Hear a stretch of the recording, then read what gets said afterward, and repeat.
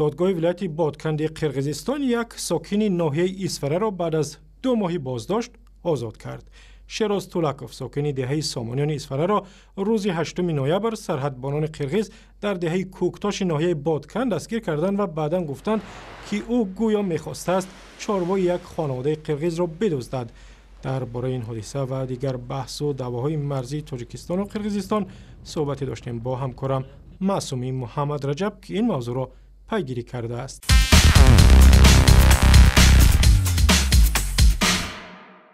معصوم، آیا ادعای گاودزدی شهروندی تاجیکستان اثبات شده است؟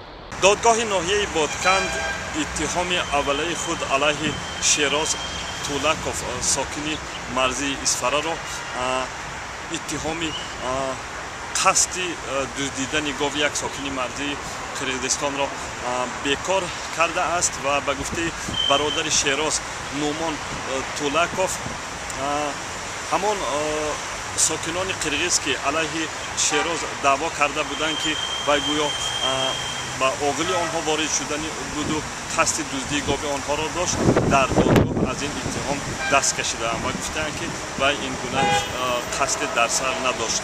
اما با این وجود دادگاه ناحیه اسفره شیراز تولکوف را با اتهام غیر قانونی عبور کردن مرز جریمه کرده است. حدودی 10,000 سام قرقیزی برابر تقریبا $200 آمریکایی. معصوم، آیا ورود قرقیزستان به اتحاد اقتصادی اوراسیا بر رفت آمد شهروندان تاجیکستان و قرقیزستان تاثیر گذاشت؟ به گفته ساکنان مرزی اسفره در حال حاضر رویه با بادکند نسبتاً آزادانه صورت میگیرد.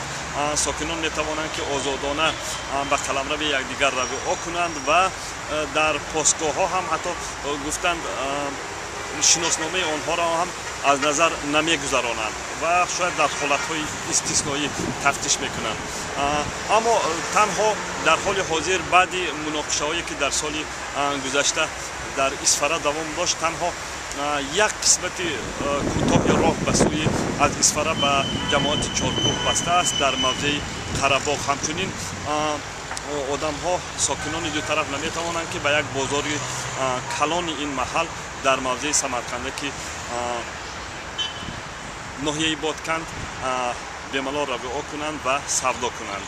به هر حال هم در اسفره، در ناحیه بابا جان غفوروف و عموما در قسمت مرزی قرقیزستان و تاجیکستان بعد مناقشه های سال گذشته در چند ماه اخیری سال 2014 و حالا در روزهای اولی سال نو 2015 رویه‌های ساکنان آزادانه صورت میگیرند.